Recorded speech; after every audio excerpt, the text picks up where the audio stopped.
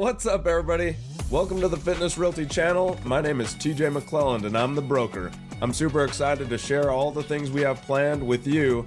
So sit back, strap in, and let's have some fun.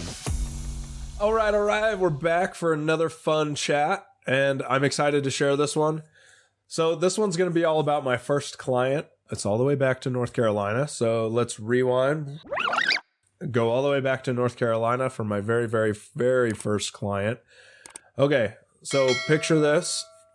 Young me, much younger than I am now, working at Coldwell Banker, because that's where I didn't start out there, but I didn't sell anything when I was at Century 21 the very first time. Then they got bought out by a Coldwell Banker in that area. And so while I was at Coldwell Banker, our broker there had this, they called it the office ambassador position. The office ambassador position for the day was the person that sat in front of the office and answered the phone and directed phone traffic and directed any foot traffic that came to the office that day.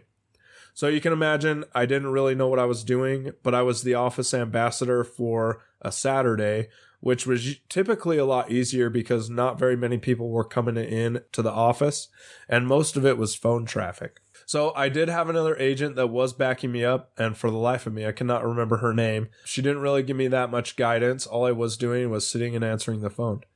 I did have this phone call, though, come in while I was doing office ambassador for the day. And the phone call came in, and the guy was like, hey, I think his name was Rex or something like that. I really can't remember his first name either. But anyway, he called and he said, hey, I know you're a realtor. I saw this mobile home on the MLS. Is there any way that you can show it to me today? And I was like, yeah, I guess. I mean, I had never shown a property for one, and I had never actually talked to a real client. So to me, this was like super foreign. I did tell him, though, I was like, yeah, I can meet you over there. It's vacant, so we can definitely get you a showing. And then I asked the realtor that was with me there, I said, hey, there's this guy that wants to see this mobile home. And she was like, hey, go show it yourself. You'll be fine. Just get out there and do the work. I do have a caveat to that. I think that she knew it was a mobile home. So I'm pretty sure she was like, just go ahead. If I had a call for a $500,000 home at that time, I'm sure she would have said, let me take care of it and help you. So needless to say, I had the green light from the realtor that was with me to just go ahead, go show the home, and let's see what happens. So I show up at the property because I think it was like 40 or 45 minutes away from the office. So I show up at the property, I meet the guy there, and he literally falls in love with this place. Tells me his backstory, tells me that he's coming down from Maine and that Maine has too much snow. So he was like, I'm getting the heck out of there. So he sold everything up there and was sitting on some cash ready to buy, and that he had a best friend in the same mobile home park. So if you know a lot about me or you've listened to our podcast, you know timing is everything. I've learned that from my mom. This guy literally landed in my lap, ready to buy with cash, ready to buy that mobile home because his best friend was living in the same area. I was like, I couldn't have asked for a better first deal or an easier first deal because I literally was with him for an hour and a half or 2 hours at the mobile home while we just chatted and discussed, and I went over the REPC or the real estate purchase contract so that he could understand it. And then I told him I'll get him the contract to sign and then we can move forward. So let's account an hour and a half, maybe 2 hours altogether with him at that time. And then since he was going to pay cash, it was about a 1 week or 2 week closing. I can't remember if it was 2 weeks or if it was like 10 days or something like that. It was pretty close. But I put the deal together, told the realtor that had sent me, I said, hey, I put this deal together. I really want to thank you for letting me go and do it by myself. And she was like, yeah, no problem. That's awesome. So she was very congratulatory for me or giving me a big high five. So I was super excited about that. So then we get to closing, and I learned one of the most valuable lessons as well. We get to the closing table and he didn't bring a cashier's check. He brought a personal check. To me, I didn't know that was a no-no, right? Or I didn't know that was bad. So I'm looking at him, looking at the title company, and I'm like, well, isn't personal check good enough? Like, because I didn't really understand people bounce checks either. So I was naive, like young, kind of stupid, not really knowing all the rules. So I'm like, title company, like he brought the check. Like, what's happening? Why is this not funding? Like, let's get to it. Anyway, title companies like personal checks on the day of funding and recording is not going to fly. We need a cashier's check. So I was like, oh crap. So I cruise over with him to the nearest bank at the time. I think it was just Bank of America or something. We cruise over, we get a cashier's check, we come back to title, and she's like, thank you so much, got it all together. Signed the closing documents. And for those of you that have closed a deal with cash, it's super fast. There's not very many papers to sign.